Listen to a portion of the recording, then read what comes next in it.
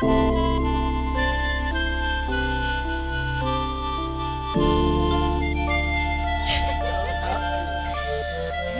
everyone! Hi everyone. Guys, this is a very long-awaited episode Long awaited. I feel so honored to be here. with my bestie, Abdalita. She's here in the flesh, honey. Woo! Hey. Hi. Thank you so much for having me. Thank you for coming. Thank you for making the trek. Of course. That 10-minute trek is serious. How are you today? I'm good.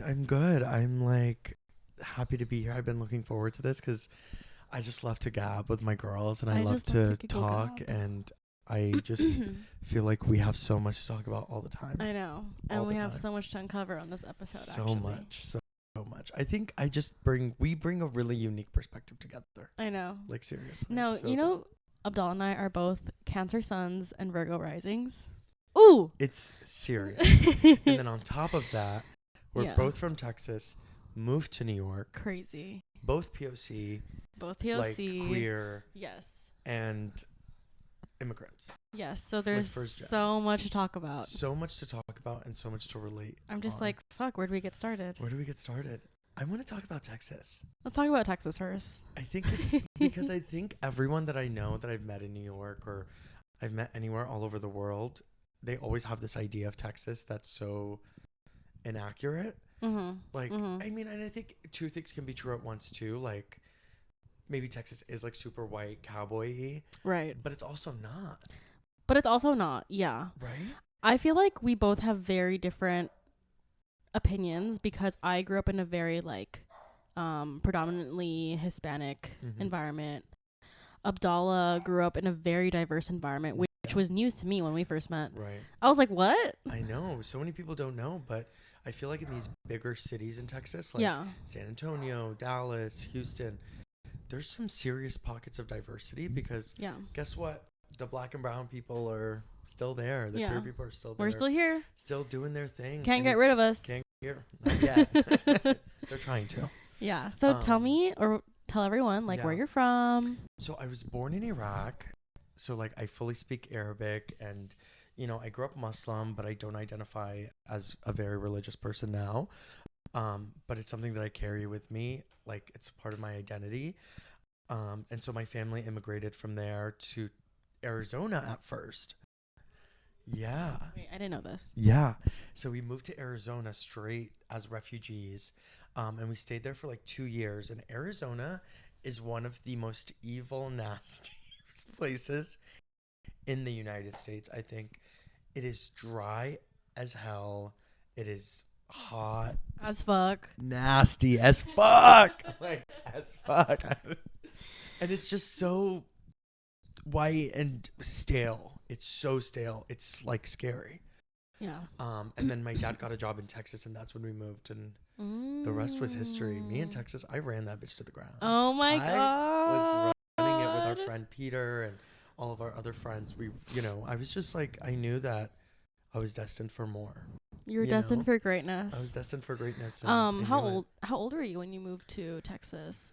So I moved to Arizona, like to the U.S. period. I was 7, and then I was like around 10 or 11 when I moved to Texas, and that's when I met everyone. That's a good amount of time to be in Arizona. Like, Yeah, damn, it get me was out of so there. bad. I mean, the teachers were racist. I had like the worst experience with this teacher, this like ginger. She would like crush my hands in the What the in the fuck? drawers. Wait, what? Yeah, she like, and I couldn't speak English, so I couldn't like defend Oh my myself. god, It someone was say, so can I bad. clip the photo of you as a little kid? Yeah, The one- you know which absolutely. one I'm talking I know about? exactly which one I'm talking about. All my little gay photos. But, it was just such a horrible experience. And my parents couldn't defend me. I couldn't defend me. Someone save him. And I was saved. I left. yeah. Thank God. And then you were in Hated it. Texas. And then I was in Texas. And Texas just has the most special place in my heart. Like forever. Forever. I love that. I love it so much. Yeah. Because I think it has true culture. I think a lot of people move to New York and they're looking for community and culture. Yeah. But in the South, it's so prevalent everywhere. I love that. That's very You know? beautiful. It's just so real. Like, I just think that Texas just has these really cool pockets of Yeah. amazing people, amazing food, Yeah. you know, amazing diversity from all over the world, like truly. Yeah. Like, I will say that like I definitely did not have that type of like community. Like, and those of you that know me, like I'm very vocal when I say that I did not start loving myself until I moved to New York. right. But like I didn't have that like Filipino community when I was in Texas.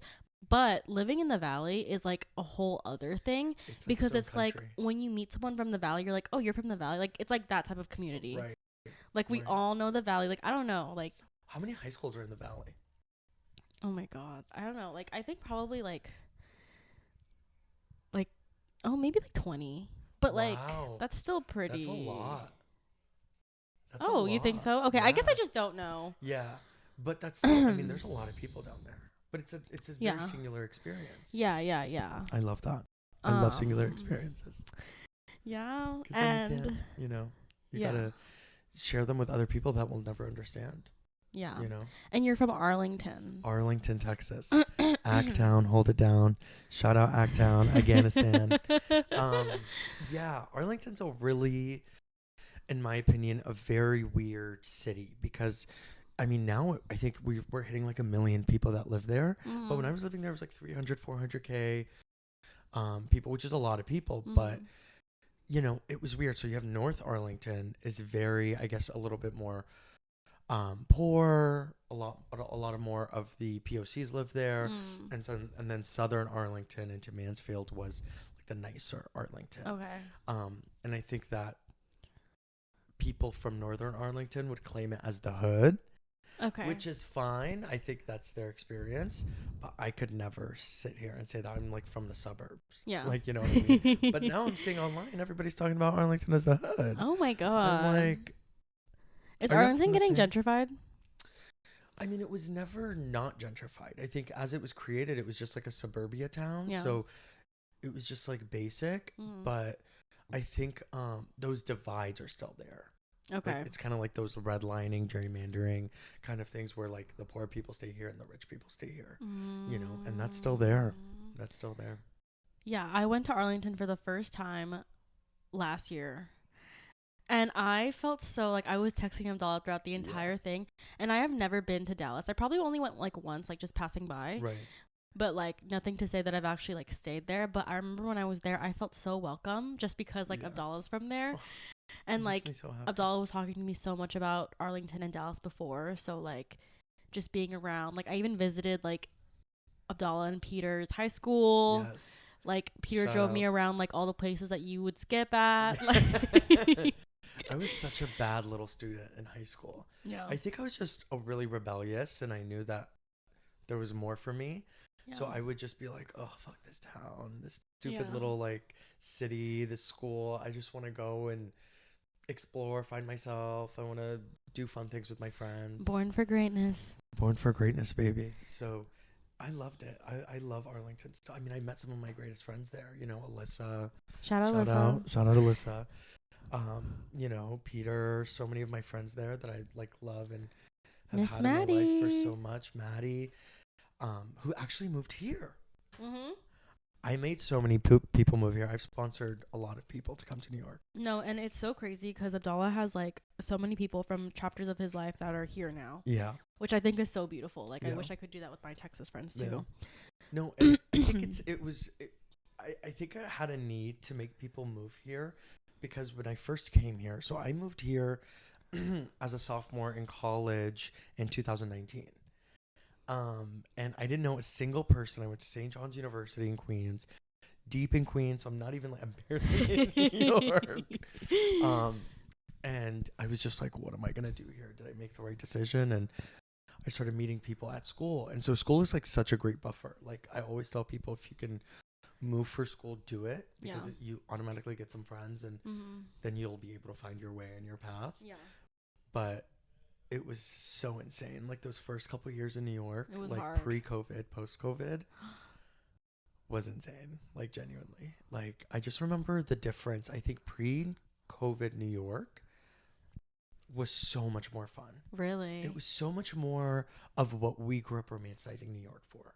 Oh. Genuinely. It was so serendipitous. It was spontaneous. It was cool. It was. Wait, really? Yeah, I felt like all of the things that we grew up wanting New York to be, or what we moved to New York for, were there.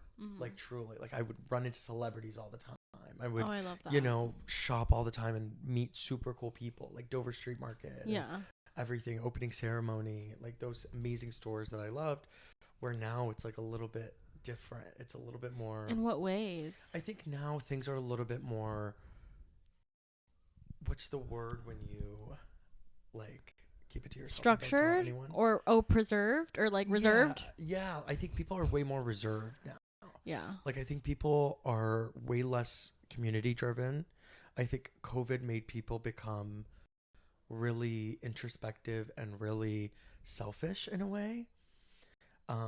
You know, I noticed it with my neighbors. Like, I've lived in so many apartments in New York. Nobody says hi to me anymore in the hallways, elevators, things like that, where, you know, where before it was so normal. Are you saying like back then it was easier to meet people? Yeah.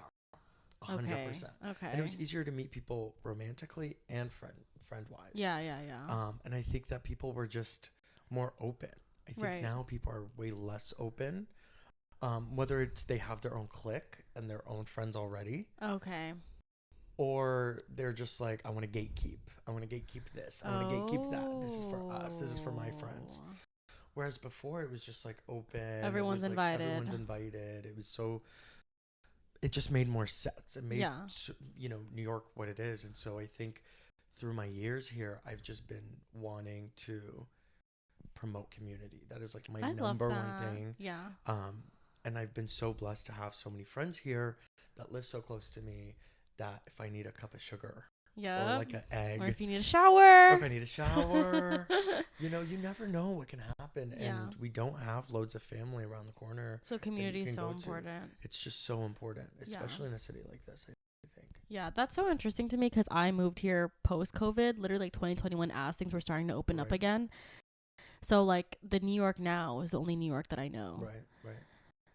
So to hear that like it used to be even more open than it is now is kind of crazy. I love that you still feel like that it's open. I do. Because I think as I've met you and I've met all of our friends and we've cultivated our relationships, I've noticed that we're going back to our roots. We're going back to these like community driven things, parties, events at home. Yeah. That make community what it is to me. Yeah. Honestly. Was the transition from Texas to New York any different? You want to talk about that? Can we break that down? It was the hardest, craziest transition I think I've ever been through. And I moved continents before. I think what it was I've never been away from family. So that was like a huge one. That's another thing. Abdul and I are very family oriented. And, you know, I lived with my family. I never lived on my own.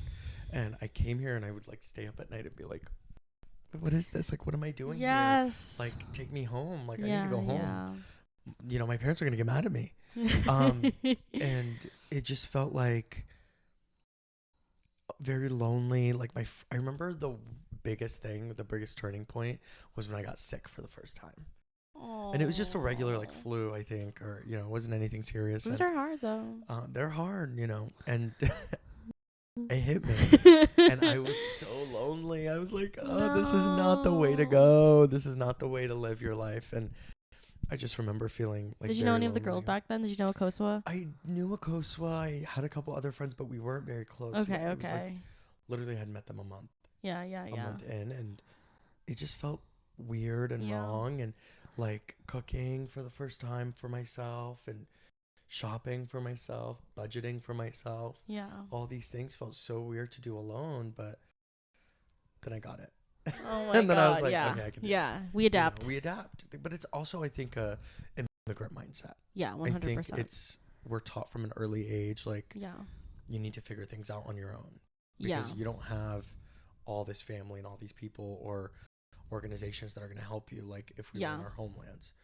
You know what I mean? And that's kind of like the hard truth that we've learned, I think, from a young age. And so I think that's what helped my transition. Did that help your transition moving from Texas? Yeah. Like, but honestly, it was like really hard also. Yeah. So hard. I remember when I first moved, so I came here like by myself with this other roommate that I was supposed to live with. And my parents followed us. And then I remember, like, as they were leaving, Amari wasn't here yet. Amari arrived like 3 weeks after me. As they were leaving, they're like saying bye to me. Also, I'm the youngest in the family, so I'm like, I've been like babied. You know what I mean? And like literally the minute that they closed the door to the apartment, also like where Ava lives now. Right. I literally fell to my knees. I'm not joking. I fell to my knees and I started crying. Like, I would too. Hysterically crying on the kitchen floor. Yeah. Like, I need my mom. I need my dad. Like, this is insane. It's a grief kind of thing in a way. Because, I mean, obviously, God forbid, knock on wood, they're alive and well, all of our parents. But it's the distance can make it seem like so detrimental, like so much bigger than it maybe is. Yeah. And I think one of the biggest, like, hard truths that I had to like realize was that I grew up in a very strict household, extremely strict. Like, I cannot go out past X whatever time, and like I cannot hang out with friends. Like, I can only see them like once every 2 weeks. Right. And so like trying to get away from the household that like restricted me so much, I'm like, I need to get out of here. Yeah. And then once they finally left and they let me like be alone, I'm like, fuck, wait, I want you back. You it's like what's the saying? When you don't have something is when you miss it. Yeah. I mean, I grew up the same way, like very conservative Muslim family. Yeah. But the thing that I had is that I was a boy. And so, you know, in these ethnic households, boys get treated very differently than their female counterparts. And I just remember I was like, I got a car and I'm just going to push my limit. I'm going to keep pushing it. Because what are they going to do? You know, they're going to yell at me. And I would literally tell Peter, all of our friends back then, I would be like, well, it's better to ask for forgiveness than to ask for permission.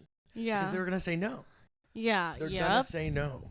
No matter what I say, who I'm with, they're always going to say no. It's no. So I just took it upon myself to leave the fucking house. And I'm going to go do my own thing. I'm thinking about your weed story. I've had so many weed stories. No, I'd love to get into it.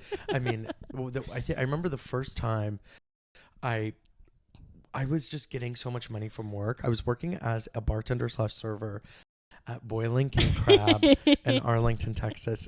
Genuinely one of the greatest places to exist. It's still standing, Arkansas Boulevard, North Texas. North Arlington. So delicious. Go shout out Kotam. Who's that? That was my boss. It was Vietnamese owned. And she was amazing. I loved it so much, but I was making so much money and I didn't have bills. My parents were like, all you have to do is pay for gas. Yeah. You know, I was like, okay, like, done. Don't tell me twice. Yeah. And gas back then was cheap. So cheap. Yeah. So cheap. So that's why I traveled so much in my like younger years. Yeah. With all my friends. But I remember I would buy weed, but I didn't know how to roll. So I would buy weed from the plug pre-rolled. He would roll it for me. Oh my God. And he would give me like 10 joints, 15 joints. And be like, here you go. And it was very legal in Texas back then. Yeah. But I did what I did best. And I would dig a hole outside my window and I would keep my weed in there. And one day I just didn't want to go to school. I told my mom, I was like, I'm not feeling well, whatever. She was like, don't worry about it. Stay home. So I'm like, oh, great. She's cooking in the kitchen. I open my window. I go outside. I spark up. I'm like, oh, living my Lana Del Rey fantasy. like born to die. Like for real. And I just remember feeling something behind me and I'm like, no way. Oh. And I just look back and it's fully my mom's head outside the window. What are you doing? And I drop the joint and I'm like, nothing. I'm just getting some fresh air. Just like, I need to get some fresh air. Like smoke coming out of your mouth. Like literally hotboxing the outside. Literally, it was insane. I was insane. I was like, there's no way. And I just remember she found out, she took the weed. And then that's when they started drug testing me. And then they kind of backed off a little bit because I stopped a little bit. And then I was like, I want more. So I started selling weed out of my little Honda CRV. You're like better forgiveness than asking. Exactly. And so one day I was asleep. It was like a Saturday or Sunday morning. My dad was off from work. And he came into my room. I was asleep. He was like, where are your keys? Where are your keys? I'm like, I don't know. And then I give him my keys and he's like, my car's like something with my car. This is the one. I need to go to Home Depot. I'm like, okay, take the car. And then I remember like 3 minutes later, I just go, Like, it was the scariest realization. I was like, no way, my car smells like I'm growing marijuana in there. Like, it is so dank loud in there. Like, there's no way. And he came back and he grabbed the weed. He found it, and the money that I made was $40. No. And he was like, "You're coming with me," and he made me flush it down the toilet. And that's a lot back then for like a teenager. For like a 16-year-old. Like, yeah. And all I have to do is pay for gas. Like, that's fine. That's 2 gases for me. I'm like, that's all I need. And he flushed it down, and then the drug testing resumed. No. Okay, Rue. But literally, I felt like Rue and my little siblings were his little sister in the corner. Like, But I loved it. I was having my, little like Lana Del Rey, as bohemian fantasy. I was like West Coast. No, 100%. But I don't know. I can't believe I was doing that in Texas, though. I know. Yeah. No. They were so strict about all of that stuff. No, they were. And I think I kind of got desensitized to it when I came back to Texas for vacation. And like, there was this one time that my sister was like, "Oh, like, you want to smoke like really quick?" I'm like, "Okay." Yeah. And I go with her. And literally, I'm like crossfaded as fuck. And the alarm goes off in our house. And our alarm system is the type where like, if they call and you don't answer, the cops are going to come. The cops come. I had the same one. Yep. No one answered because we were all fucked up. Oh my God. So the cops pull up and I'm crossfaded as fuck. And I'm like, wait, we're in Texas. Like, they're going to smell it. I start freaking out. Right. They didn't like question it. They were just like, oh, like, we're like, oh, it's an accident, whatever. But like, yeah, like, it's serious. It's scary down there. It's so scary. I remember I would get pulled over, and that's when the DAP ends were finally becoming popular. Yeah. And I would get pulled over, and I would just put it right in between my and they'd be like, "Hi, officer," and I would get my little ticket, and I'd be like, "I dodged a bullet. Gotta go. I dodged a 5-year felony sentence in prison." Yeah. But I wasn't doing anything to harm anyone. I mean, I was probably just harming we myself with kids. my little pesticides, whatever they were, that was in there. Yeah. But besides like the transition and everything, what do you think are the differences between like Texas and New York? I mean, the biggest thing that I can think of is, I mean, we don't drive here. Cars are so central to who you are. Yeah. And what you do in Texas. Like, you can't survive. Once you're 16, if you don't have a car, that's true. Especially in Dallas. That's crazy. Yeah. It's like, nothing's walkable. Like, truly, like, not one city in Texas is walkable at all. So, like, if you don't have a car, you're kind of like fucked in a way. That's true. And that's the coolest thing about New York. The walkability of everything. The fact that I can walk from my apartment to yours and come over and just chill is insane. How many friends did you have growing up in Texas that you could have, like, walked over? Probably just one. Probably, like, and maybe even a couple. And I wouldn't be surprised, but it's insane. Like, you can't get to work. You can't get to the mall. You can't watch a movie. So that was a really nice transition. I will also say that, like, what I love about living in New York is that you can literally do, like, 5 things in one day. Oh, my God. You can go to the museum. You can go to the park. You can go see a friend. And then you can go to a party at night. Totally. And, like, I feel like in any other city, especially, like, even, like, Texas, even, like, maybe even LA, it, like, you can't just do those things because of, like, you have to take into account of, like, traffic. And parking. Like, parking. Paying for parking at all those places. Like, it's ridiculous that we can't come to an agreement that walkable cities are the best way to live. Yeah. It's ridiculous, but that's another episode. Right. They're going to piss me off.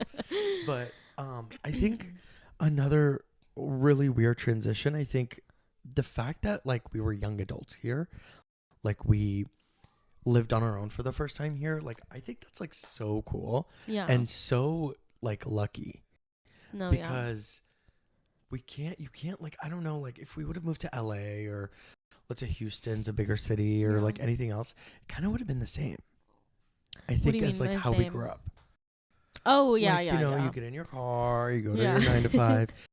Here, it's like every day's an adventure. Yeah. Like, you really don't know what you're going to do on a day-to-day basis. Like, of course, we have our 9 to 5 jobs and things, and some of us do, some of us don't. Yeah. And, you know, like, I don't know. There's just always so much to fucking do. So much. And it's so easy to meet people here. Yeah. It's so easy. Like, if you can't make friends here, honestly, That's on you. That's on you because everyone is so open and so everyone welcoming. Is so open. That's the whole vibe. Is everybody wants to make friends. And low-key New Yorkers are not mean. They're not. That is such a lie. Yeah. Native New Yorkers are not mean. Yeah. Transplants are not mean. Nobody's mean. Nobody's mean. We have to have this like tough exterior, I think, because we just need to protect ourselves out there.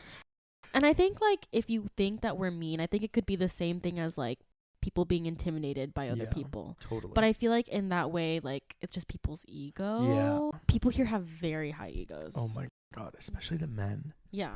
Like the straight men. Yeah. And like, I mean, like I have an ego. I mean, we all have you know, egos, like we all have like the main character syndrome. Absolutely. Absolutely. But something that was really surprising is after I really found myself here and found my people and, you know, the way I dress and my style and everything, I started finding more and more people coming up to me and saying, oh my God, I was so intimidated by you. Yes. I was so scared of you. I was so afraid of talking to you. And I'm like, what? Yeah. Me? I'm like, girl, 5 seconds into talking to me and you'll see I am the nicest, sweetest. Like I love to giggle, gab, and run around and frolic around town. I am so not someone who's like mean or, you know, who doesn't love to talk shit though. I know. Like, I mean, I love to talk my shit. Don't get me wrong. But it's always in harmless fun. It's always in like, you know, a cute way. But I just feel like, get over yourself sometimes. Like, get over that. Like, just push yourself. Yeah. If you can make it here and, you know, live here, girl, you can come. Make it anywhere. It's true because I'm like, just go up there and talk to that person. You'll be fine. Yeah. But you're right. It is egos. Yeah. And I always hear about how like people, like sometimes they'll talk to someone that they don't know and then randomly they have like a crazy opportunity the next day to do something like career driven or whatever the fuck. Insane? Yeah. Especially if you're in the creative, like if you do something artsy or creative. Yeah. It is so insane how a conversation or going to a party or going to an event can literally change your career. No, it's overnight. insane. Yeah. It's crazy. It's so cool. I've had so many friends of mine get opportunities that way or just like through social media. Yeah, 100%. Like Instagram, TikTok, like never LinkedIn. Never much that girl. Oh, no. I've gotten a job on LinkedIn. Not recently. I hate LinkedIn. So we don't have to talk about her. Yeah, we don't have to talk about her. But yeah, I think people's egos here are really, really big. That maybe you wouldn't find other places as big. Maybe LA. Yeah. I also think that like opportunity, I know we've said this before kind of briefly, but I just want to like touch back on it. I think it's so important and like heightened here in New York because I don't think I would be the person I am today if I still lived in the Valley. Oh my God.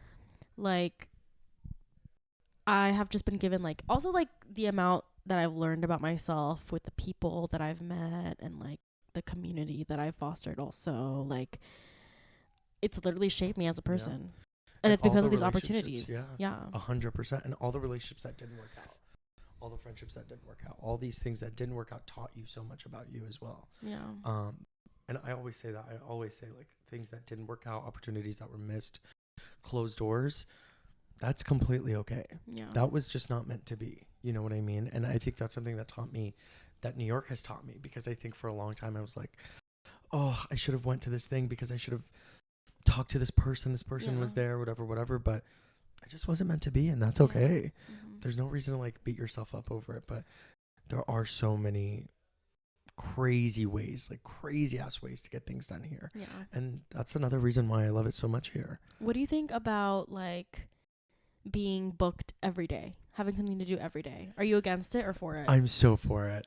Okay. I probably invented it. Like I love it so much. I totally didn't invent it, but I love it so much. It makes life exciting. Mm. Especially as someone who has worked a 9-to-5 for so long. Right. I'm not I'm not someone in a creative space.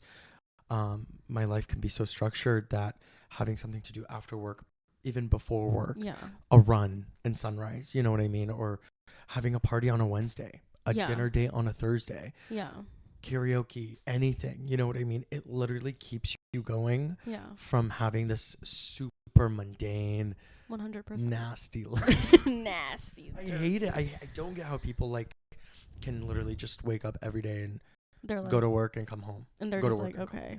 Nothing. And even on the weekends, they might not even do anything. I'm like, how? But what do you think about like being booked every day does not allow you for spontaneous things to come out? That's true. I think it's I think it can be really nuanced. I think it really depends on the people you're with. Yeah. I think that if let's say we had a dinner, let's say on a Wednesday at 7 p.m. So we're done with work, we come home, shower, do whatever you want, go to dinner. I think if you're open to having a certain level of spontaneity after dinner, then it will happen. Yeah. You know what I mean? And I always say never say never. Mm-hmm. Just do it. Never say never. Never. No, but I'm someone who loves being spontaneous and being out there. Same. Even if I have something crazy to do the next day at 7 a.m. work. Same. If there's something to do, we're going to be there. No, there's been times last year when we would go out. But there would be times when I would drop like, oh, hey, we're going to go to this party tomorrow. Yeah. Or like Abdallah would be like, oh, we're going to this tomorrow. And we're like, okay, let's go. Yeah. Let's go. Abdallah and I would have like 3-day benders last year, like every week. Oh, yeah. But like, no regrets though. No, I loved it. And it makes life like fun and light. And that's how you create memories with the people that you love. 100%. And, you know, your community. Being at home, you're not going to get those opportunities. You're not going to find those new friends. So honestly, when I think about 2024, like it was so beautiful. It was so beautiful. It was so fun. We did so much. I don't know how we're still alive. But it was like one of I mean, Lovey's known for throwing like the best parties. I don't know if I should say that. No, but you throw the best things. I think with the best people. Like I've met so many people in your home that have truly like changed my life. Like the coolest, kindest people. So if you never did that in 2024 or 2023 or whatever, we would have probably never been as close. I would have never been close with those people. I know. You know, but guys, Abdallah and I met at Chodango. Do you remember that? I do. For Peter's birthday. Dinner. No, and I literally remember because I was talking to Amari about this. It was me, Amari, and you were sitting there. Yeah. And I remember I wasn't talking to you as much. I just remember like maybe towards the end we started talking a little bit more. Yeah. And then we really hit it off like the following weekend. When I came over to Arlette's apartment. And we got drunk and all those people were there. And we were like, what's happening? Yeah. That was so fun. In that moment I knew. Like, I was like, yeah, I really like her. No, and I remember you telling me that once when we were like really drunk that day. Really? I remember you were like, oh my God. I think you had said something along the lines of like, oh my God, like you're my new best friend. Yeah. And it's true. I really felt that and way. We really manifested because that. It just felt so, you were so open. Mm-hmm. And I think you were also looking for friends and finding your way and finding yourself. And I was just like, yeah, this girl is so it was so fun. She's the bomb.com. Like, I'm obsessed. And then I would invite Abdallah to my house parties back when that bitch lived in like Jamaica. Jamaica Queens. Like, shout out Jamaica Queens now. Shout out Jamaica Queens. I mean, I have to talk about Jamaica Queens now. Yeah, let's talk about her. The greatest. This is my biggest kept secret that I'm so proud of like having. The thrift store, My Unique in Jamaica Queens, is probably the greatest thrift store that I've ever been to. Yet we've never been. I know. Well, you've never been. I know. Well, we've never been together. Yeah. But it's the cheapest. It's the most authentic thrift store. I think living here, like you see all of the consignment, vintage, curated stores. And while those are great and serve their purpose, My Unique is there for you when you have $50 in your bank account and a huge party the next day. Really? And you really need a little something to spice it up. Spruce things up. You go to My Unique. You get on the J train, last stop. That's it. Is she like really close, like walking distance from the station? Yeah. Or like? Yeah, it's like probably like a 7-minute walk after, and then Jollibee's next to it. Shout out Jollibee. Adobo. Like shout out Jollibee, and there's a Target, there's an Old Navy, there's a Primark. What's that? It's like it's a very cheap Old Navy. Okay. So a bunch of basic sweats. Okay. Imagine if Forever 21 and Old Navy had a baby. I think it's from the UK, but it's super affordable. Primark. Shout out. But it's so cheap. Like actually, like sweats are like $8. Oh fuck. Yeah. So I've gotten some things from there. Yeah. I want to go. I'm not ashamed to say that. No, and we shouldn't be. Never. Actually, Amari wanted to know what are your like 3 top places to shop at in New York City. Besides her. So you can't name her anymore. I'm not going to name it. I want to talk about like real shopping. A lot of my favorite stores I think are in Williamsburg and Lower East Side. That's where I do majority of my shopping. I think like that whole strip on Orchard and like so over there. It doesn't get better than that. Yeah. Like fuck Fifth Avenue. Fuck Soho. Yeah. Lower East Side and Williamsburg is where 100%. It's at if you really want. I'm going to go number 3. I'm going to have to say Stella. 10 foot, whatever. Craziest name, by the way. Yeah. I just think they have the coolest old stuff. Yeah, they have like really good shit. The coolest old stuff, like old jeans. They have like the coolest old like dress button-ups that are like so sick. So I love that place, and it's not super expensive. Another one, I think, I don't know. There's a vintage store on Ludlow that I'm trying to think of. Country of? No. 2nd Street, Lower East Side. Tumbao. Oh, yep. I love Tumbao. Yeah. So they have clothes and accessories. I'm like gonna start crying. And they have a revolving door of designers that they feature. So it's always like small indie designers that are like haven't even made it on Essence yet, haven't really made it to any stores, but they curate it on their own, and it's truly some of the coolest selection. You got a bag from there. I got a bag there. Insert picture. Yeah, we will. It's like the coolest like pillow bag. Gorgeous. She's so cute. So I love that place, and it's a little pricey. Yeah. But so worth it. So worth it. It'll last you forever. So that's number 2. And I think I'm just gonna have to do like Dover Street. Yeah, you can't go wrong with Dover Street. I think you want to talk about real shopping. You want to get some really good pieces that are obviously gonna last you forever, and are evolving with your style and speak to you. Yeah, it's gonna be Dover Street. And we're so lucky to have one. We're so lucky. Near us, yeah. So lucky. I mean... There's only a few in the world, there's a few. And we got it, baby. Cheers to that. Yeah. Got it. Love Dover Street so much. Yeah, also with like the different events that they have with different designers. Like they just had like a Willie Chavarria one. Yes. I went to like the Simone Rocha signing. Yes. Like, she's our girl. Yeah. It really promotes design and art. Yeah. Over... consumerism and marketing. Yeah. In your face. Buy. No, it's like, I'm going to buy it now after Simone Rocha just told me how she created this collection. Yeah. Now I want to buy it, and I want to have a piece from this collection that's a piece of time.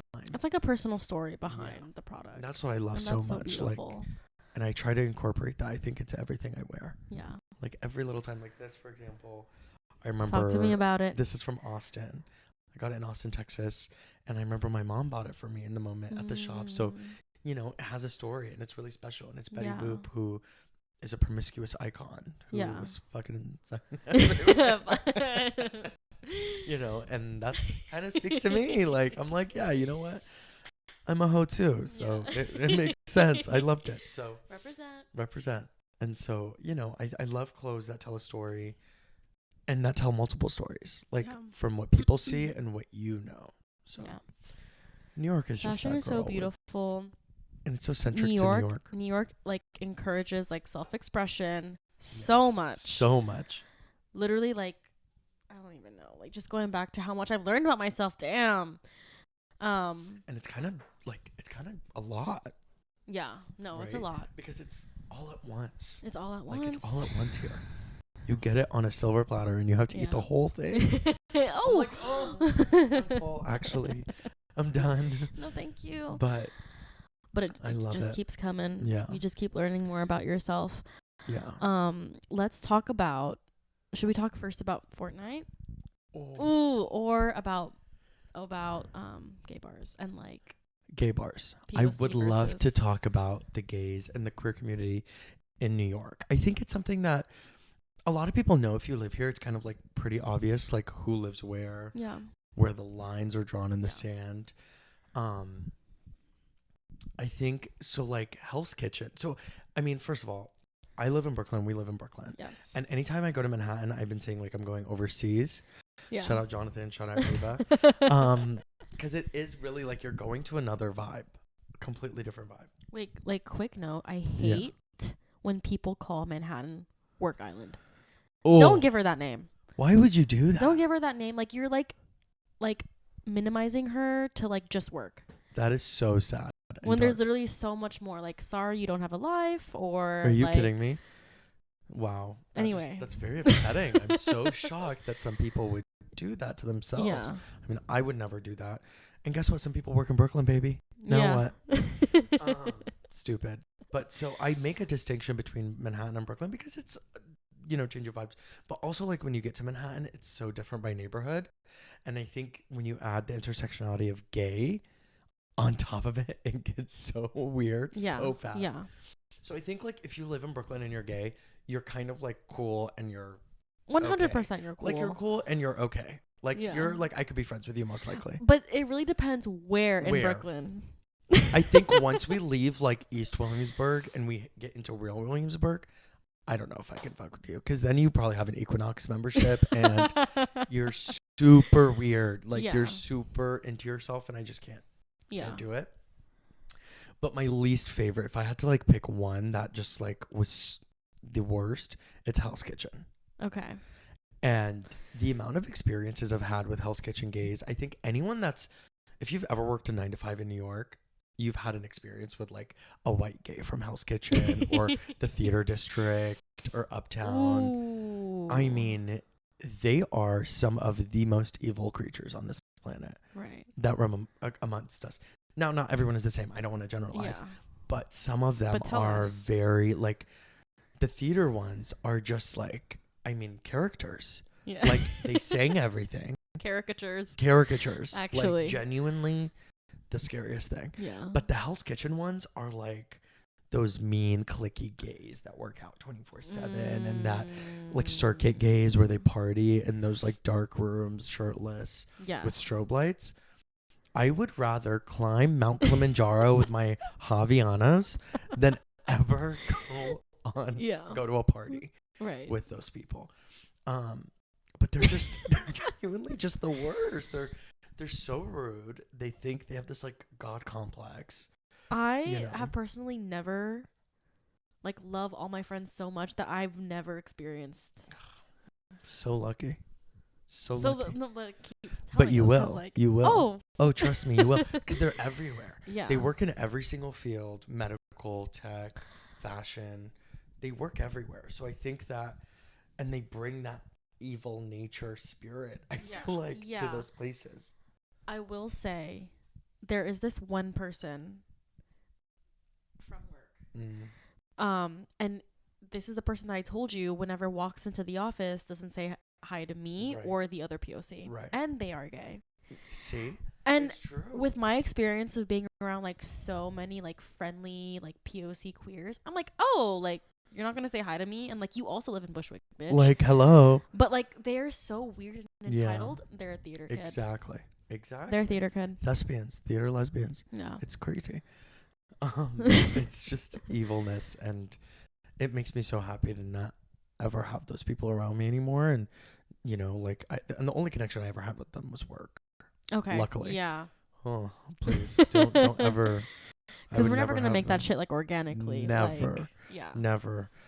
But I'm never gonna discriminate. I'm all if you're cool, you're cool. Like I don't care where you live or what you look like or where you come from, but just don't be an asshole. Right. Don't be walking around thinking you're better or cooler because you're never gonna be cooler and you're definitely not gonna be better looking. Yeah. So now what? Do you feel the same way with the bars? 100%. And that's why I think I was even saying like by neighborhoods, because so Hell's Kitchen is like one of the OG gay neighborhoods of New York. Okay. Like that's where like so many of the OG gay bars are. And it goes back to like the 60s, 70s where the piers on the west side were considered a very low income, very gay. A lot of the trans people live there. Pierce's Burning was shot there. All over like Hudson Yards area, which is obviously now Hudson Yards. And so up there, the gay bars are so geared towards those white gays. That I remember I've had horrible experiences there. I mean, my black friends have had horrible experiences there in terms of service, you know, from these white gay bartenders where they'll overlook us, not want to give us service or give us the same respect. That's you know, terrible. and so that's why I'll never be seen there. Like, and you'll never catch me there. Yeah. Because now we have so many options. Yeah. So why put ourselves through that, you know? And it's far as hell. Yeah. Yeah. Thankfully, whenever we go out, like, we are never, like, we're always either in Brooklyn or in Lower East Side. Downtown. Yeah, Lower East Side, literally. And it's the greatest thing, greatest gift. I love it so much. I love it. Should we go out tonight? I just love it. Should we? That's Abdul and I every night. That's literally just us in bed. Telekinesis. No, literally. That kind of brings us to our next question that Gus wants to know. Oh my God. He wants to know your top 3 bars in New York. Whoa, that is such a good question. I've been to so many bars. We can be nice and be top 5. Let's do 3. Okay, Let's do 3 because 5, then we're gonna start thinking. Here. Yeah. No, yeah, definitely. Okay, I think number 3, reception. Ooh. I love reception bar. It's a great location. Yeah. It's all soju inspired love or soju added cocktails. And it's gorgeous in there. It's so pretty. So and they have great food. Yeah. Like, I've never tried their food. Yeah, they have like cute little fried food, like fried Korean stuff, like fried chicken and stuff. Should we this weekend? Should we? I'm like shaking. So I love reception. I'm gonna give reception number 3. Number 2, I would do just like our everyday lovely bars. Honestly, Hank's. No, she's in that girl. Brooklyn. Yeah. Oh my God. First of all, outdoor courtyard, rooftop. Yeah. Food. Yeah. And a gorgeous indoor bar. Yeah. Are you kidding? And cheap. And the food is crazy. So amazing. And the interior is beautiful. So pretty. The only thing I would say they're missing is like a pool table. Yeah. But besides that, like on a summer night, ooh. I'm not leaving. They're going to pull me away by my ears. Like, time to go. No, and that's literally what happened last weekend. That's what happened to us. We had to go to the next bar. We had to go to the next bar, and I hate it. I want them to stay open. Yeah. But I love it so much. I love Hank's. It's gorgeous. And then, I don't know, number 1, I'm scared to give number 1 away. I'm going to have to give it to Marco's. Really? I'm going to give it to Marco's. It's our neighborhood bar. Wait, I love that. I think to me, Marco's is so great for 3 reasons. It's cheap as fuck. Right. We've created like some of my favorite memories there. Oh my God, wait, this makes me so And happy. they have a beautiful outdoor courtyard that is so hard to find in New York. Yeah. So I will always give number 1 to Marco's because it's so neutral, like meeting grounds for everyone. Wait, I love that so much. That like actually makes me so emotional. I know, no, it's just such a beautiful spot. I don't know why. I was like, he might say like a Lower East Side bar or something. No.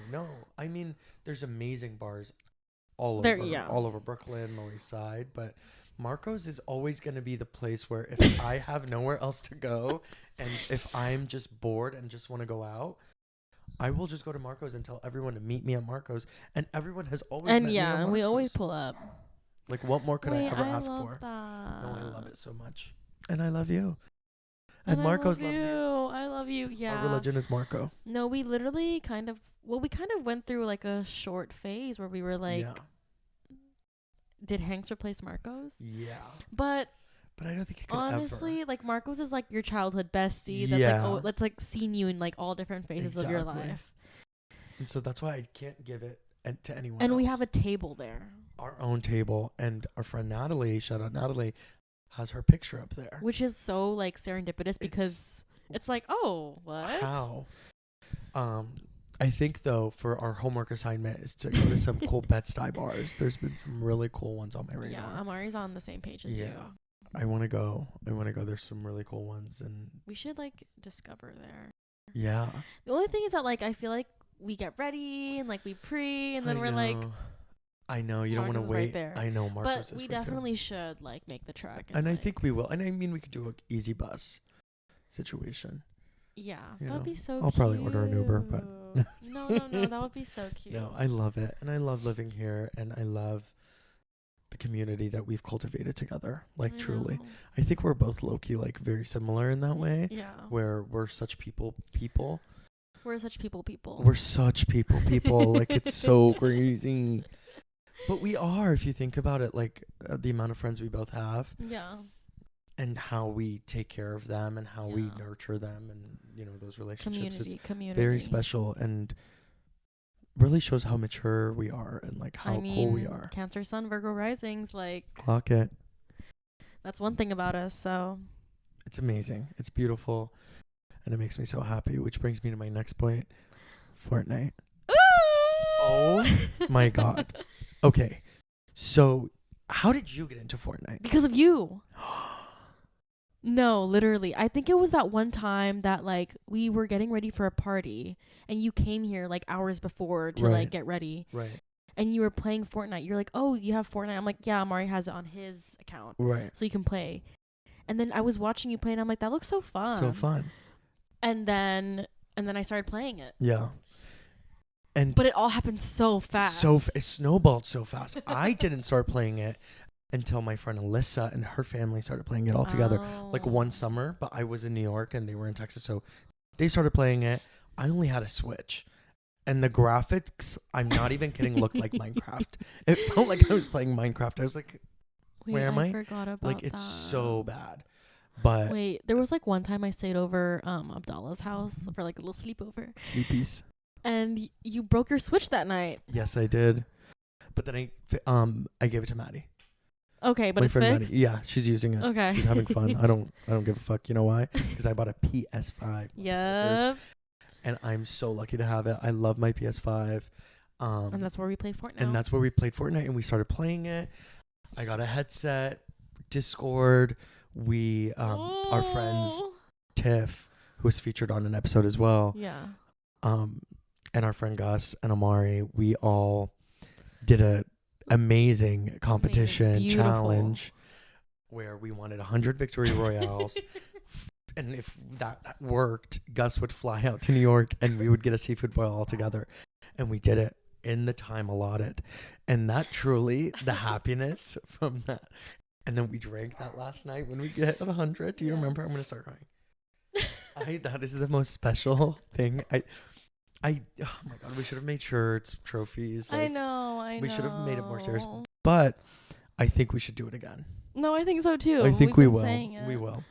And Fortnite is so fun. So I grew up, I hated video games because I was always like, they're so boy, like. Oh, and really? I wanted, yeah. And I knew I was like GAY. So I was like, I don't want to partake. Yeah. I was like, Did you feel like it was gonna like make you think differently about I think I just like didn't like it. I was just like, oh, this is not me. This is not my vibe. I'm a girl and this is for boys.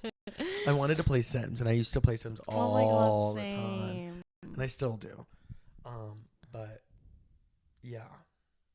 And then I discovered Fortnite and I was like, Ariana Grande's in this game. Yeah, like, yeah. They have Ariana, Gaga, like Mariah Carey. Mariah. Like I'm in that hoe. Like I'm in their like swimwear. They're so like I really am, and they're so smart with it. They're so smart. I've given them so much money. Yeah, and it's just been the and time no of my regrets life. either. No, never. God no. Are you kidding? More. They should put me on the team. Yeah, like, I love it. It's like shopping. No, it's so good, and I feel like for those of you that think it's fucking weird that we would do this, like we would play every day. But like, listen. It was such a beautiful time. Like, imagine just like coming home, playing with your friends. It's like coming home from work. Yeah, like you're tired and like you don't really want to go out, but like you want to hang out with your friends, but you don't want to go out. But like you still are able to hang out with them virtually. And you're catching up with them still. We're still like fully talking about our days, what you had for dinner. And but it's I'm also literally like, teamwork. I killed him, he's down at the same time. It's such a beautiful dichotomy. Someone help me. No, literally. Footsteps. Oh, God. It's so beautiful. But I love Fortnite so much, and I want to play later. I know. I want to too. No, we will.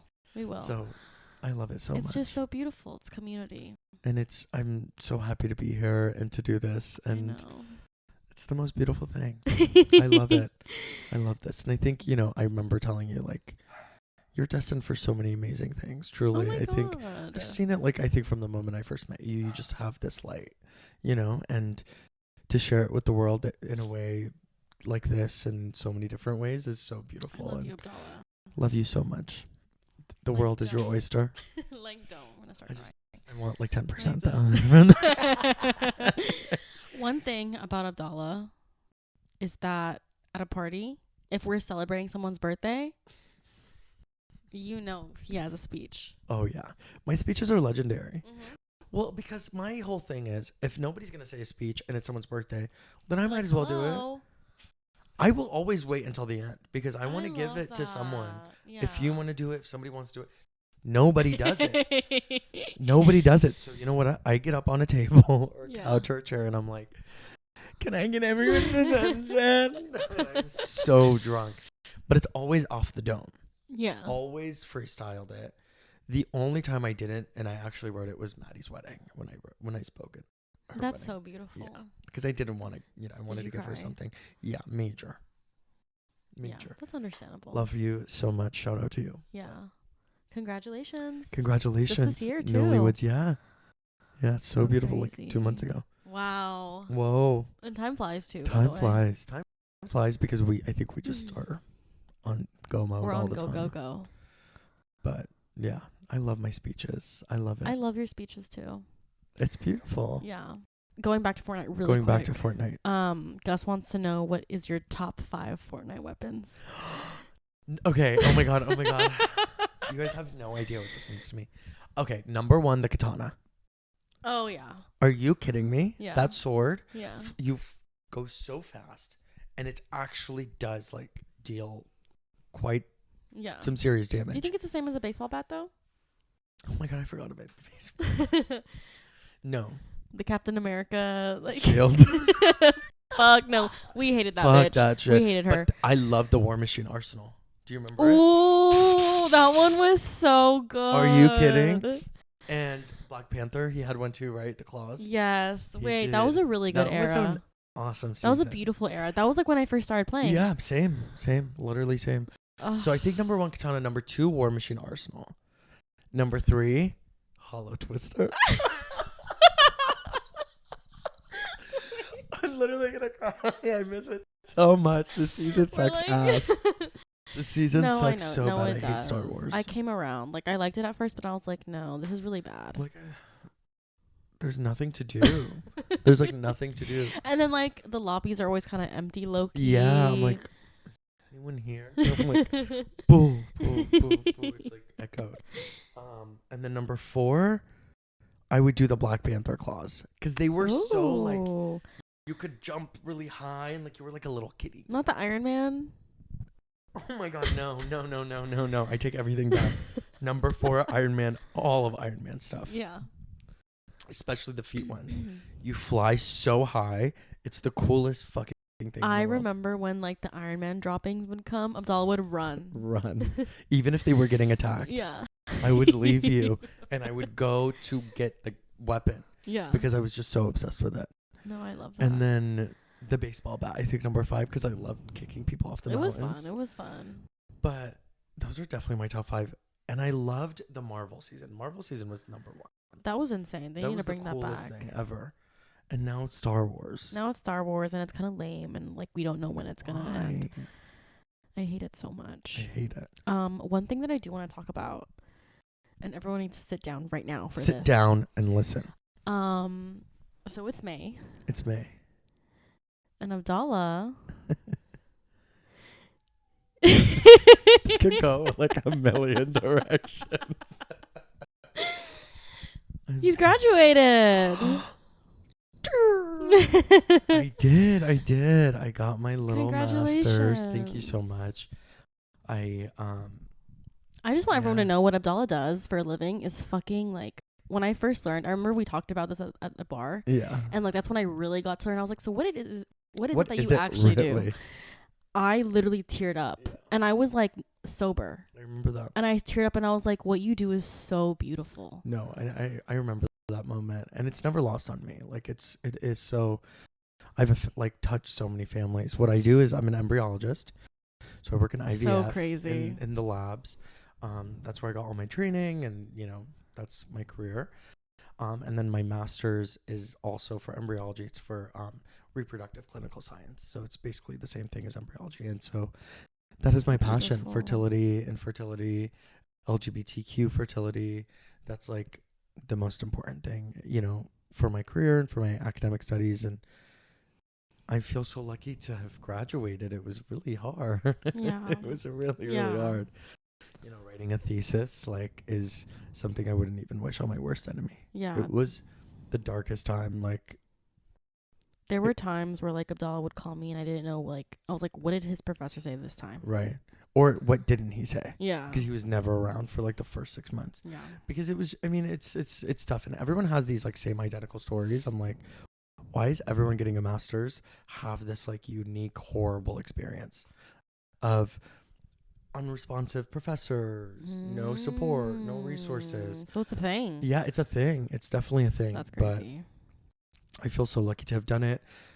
But I wouldn't have done it without you and so many people around me that were supporting me and cheering me on to we were get to the push, end. push. They were like, if you don't finish, we're not going out tonight. And I'd be like, no. We're not playing Fortnite. Literally. Yeah. I remember our friend Genesis. One day she was like, why are you on Fortnite? I see you're online. She was like, get off. And I felt so embarrassed. It was when we were first friends. I love that. And she was like, you need to get off and you need, show me your work. And I was like, okay, I'm not showing you anything because there's nothing to show. Have you sent Jack your... I did. I emailed him my I love thesis. that. He watches all the episodes. Shut up. Jack, sweetest, kindest soul. Hi, Jack. Shout out to you. And let me know what you think. Yeah. But yeah. And so I'm throwing a huge grad bash. If you guys want to come. End of the month. End of the month, May York. 31st. If you're in New York, come to Mr. Fong's. It's going to be super fun. We'll all be there, super hot, super sexy, and super just drunk. so gorgeous. So gorgeous. We're going to look so hot. Yeah.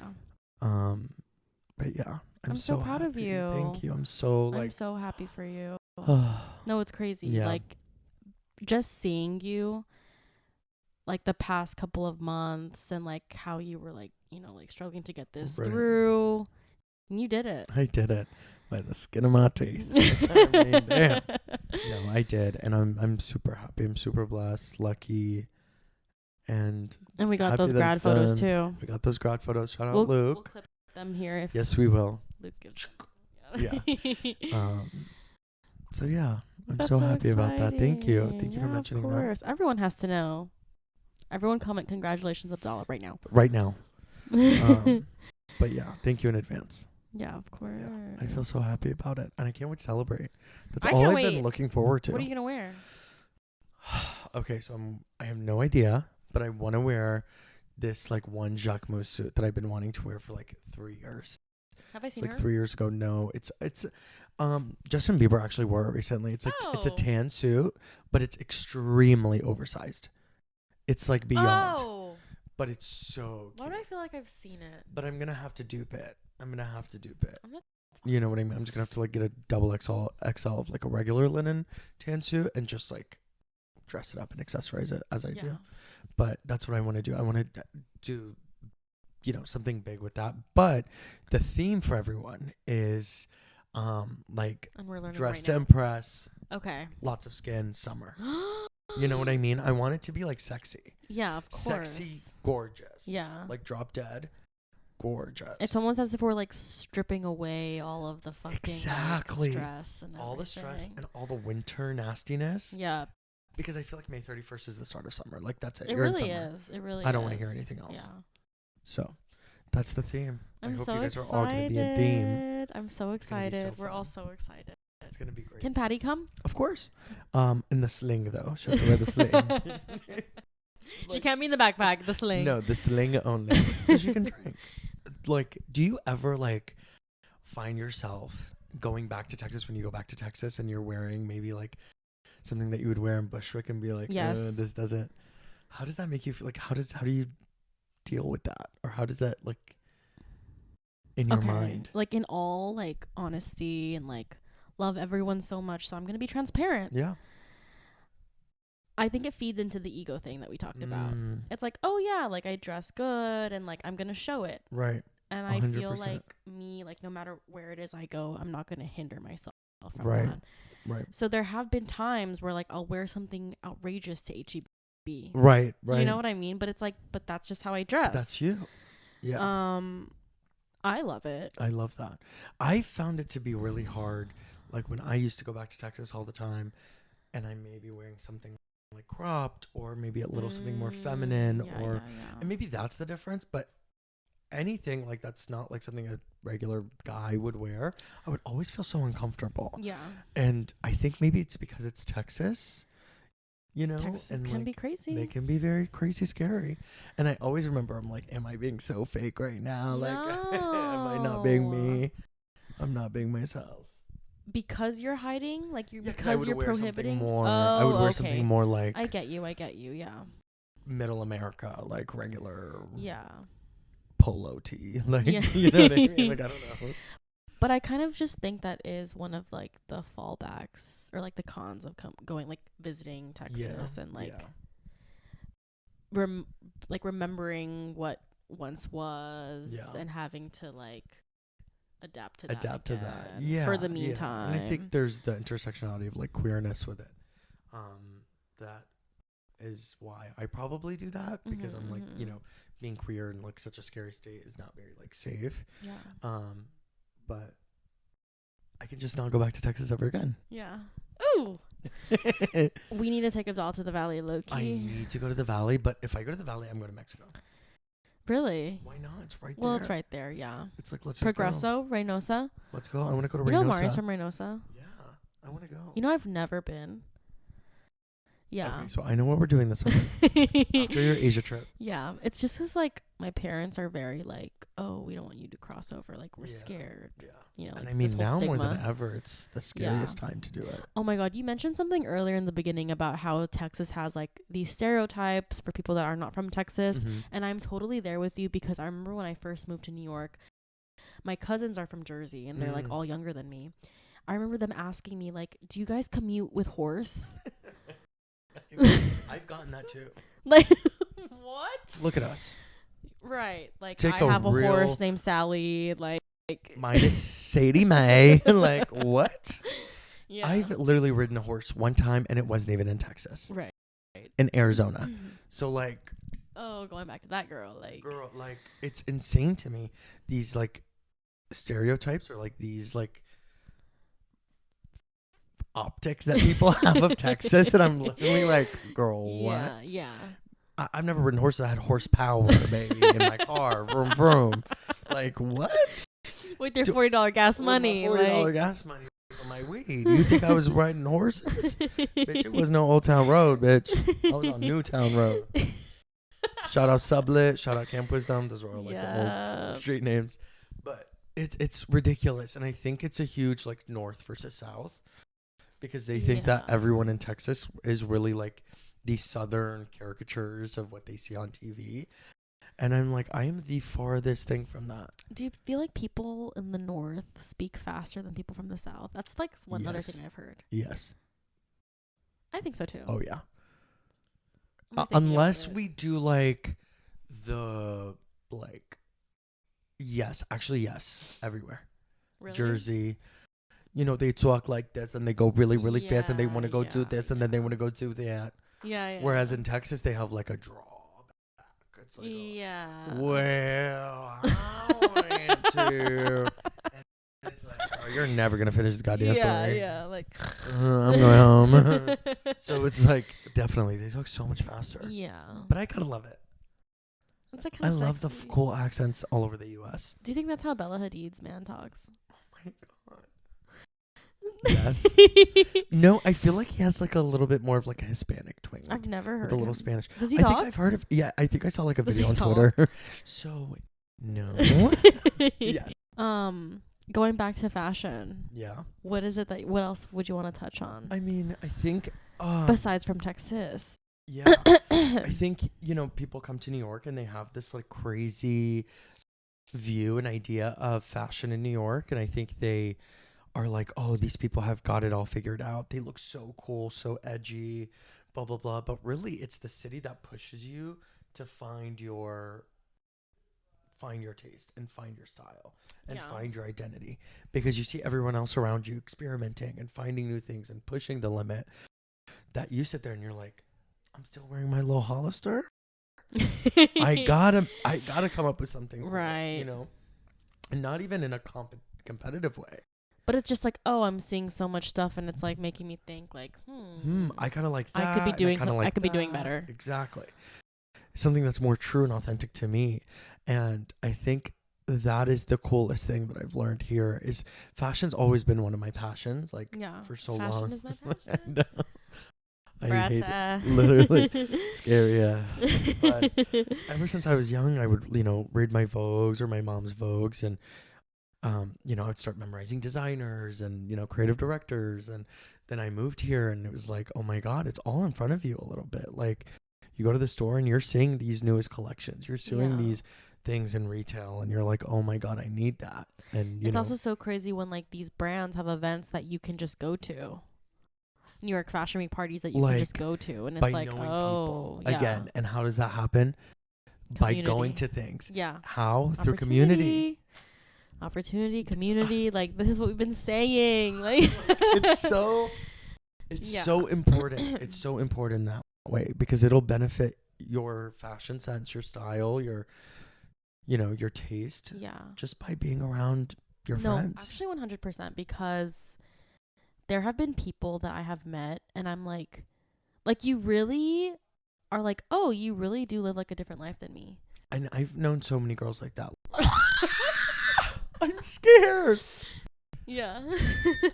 Like, there's girl just thrift. Yeah. Pretty little thing. Princess Polly. No, Dolls Kill. No, more. Get me out of that. My blood pressure is rising. Yeah. And another thing, like, kind of touching onto that, is that, like, I feel like you really gravitate to people that you have so much in common with. 100%. Which is like it's like a given, whatever. But like, it really shines through in New York. It 100% does. Because if you don't know this, and I know this, and I want to go to this, but you don't know, it's like, we're not gonna hang out then. Yeah, exactly.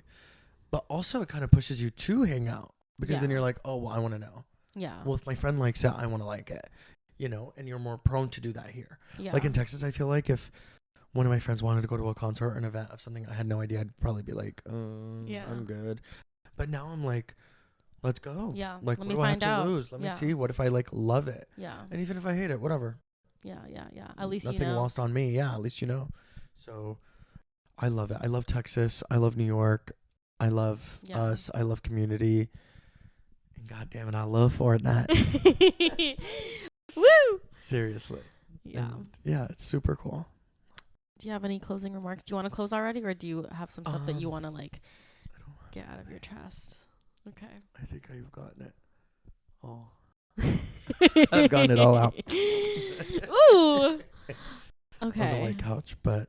Well, it was so nice having you, Abdallah. I love you so much. I love you so much. Thank you so much for finally being on the pod. I know. What the fuck? I'm so lucky. I feel so honored to be one of your guests and to talk about such important things that are so important to us. And it makes me so happy that we can share it with everyone else. I know. Yay. Make sure if you see Abdallah, or if you come to the party, or if you follow Abdallah, or whatever the fuck, however you see Abdallah, make sure you tell him congratulations for graduating, because what the fuck. Thank you. And we're gonna have to go now.